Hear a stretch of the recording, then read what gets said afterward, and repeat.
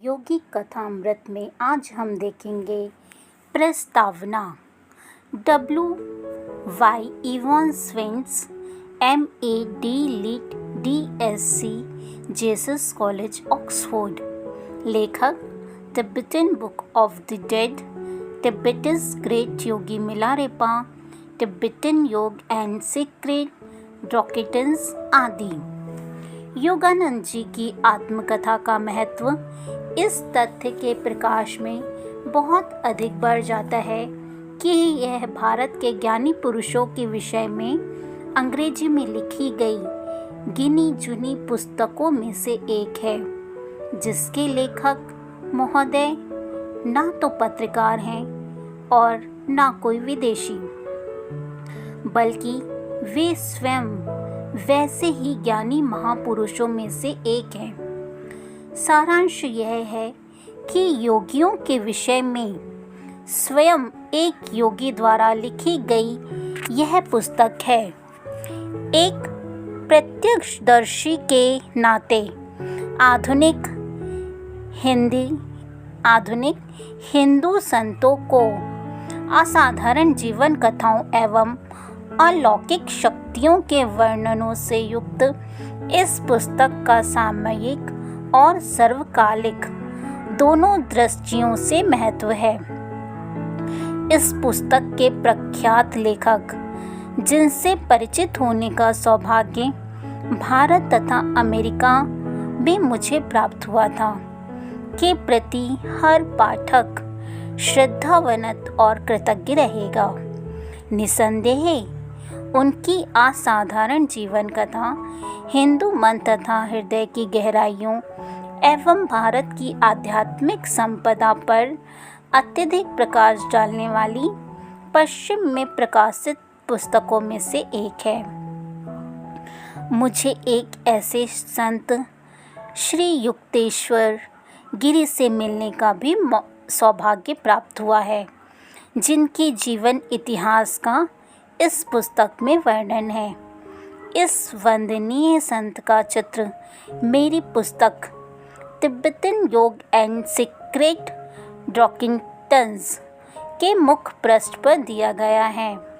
बंगाल की खाड़ी के तट पर उड़ीसा के पुरी शहर में श्री युक्तेश्वर जी से मेरी भेंट हुई थी।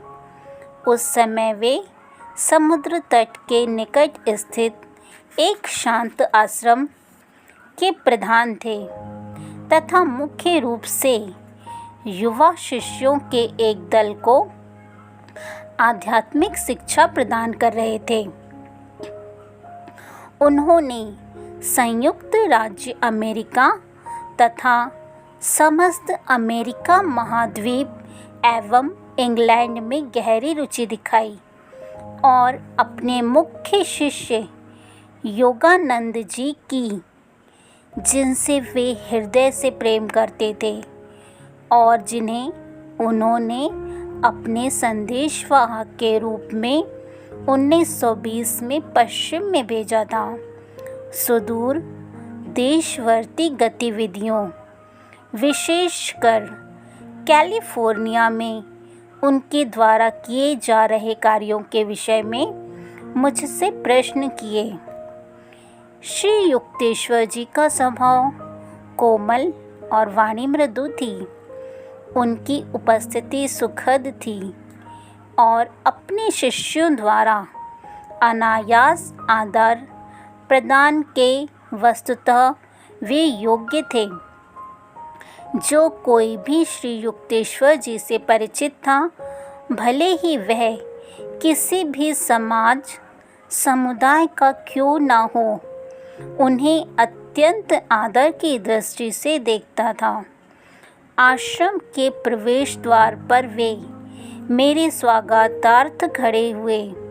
उस समय के उनके गेरुआ वस्त्र, जो सांसारिक कामनाओं का त्याग करने वाले सन्यासी का वस्त्र है, धारण किए हुए ऊंचे सीधे साधु आकार का मुझे स्पष्टतः स्मरण है। उनके केश लंबे और किंचित घुंघराले थे तथा उनका मुख श्मश्रुमंडित था। उनकी देह हष्ट-पुष्ट परंतु पतली सुगठित थी तथा उनके पग फुर्तीले थे। उन्होंने अपने इहलौकिक निवास के लिए पावन नगरी पुरी का चयन किया था, जहाँ भगवान जगन्नाथ के सुप्रसिद्ध मंदिर का दर्शन करने के लिए भारत के प्रत्येक प्रांत से प्रतिदिन भारी संख्या में पवित्र हिंदू भक्त पहुंचा करते हैं। पुरी में ही श्री युक्तेश्वर जी ने 1936 ईस्वी में अपने इस अस्थायी शरीर के दृश्यों से अपने अनित्य चक्षुओं को बंद कर शरीर त्याग किया, यह जानते हुए कि उनका अवतरण पूर्ण सफलता प्राप्त कर चुका है। मुझे प्रसन्नता है कि श्री युक्तेश्वर जी के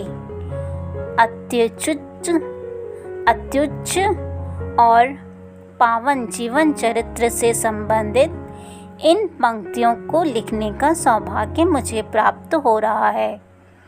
भीड़ से अलग रहते हुए भी उन्होंने हर प्रकार से और शांतिपूर्वक उसी आदर्श जीवन के लिए अपने को समर्पित कर दिया था, जिसका उनके शिष्य परमहंस योगानंद जी ने भावी युगों के लिए वर्णन किया है। धन्यवाद।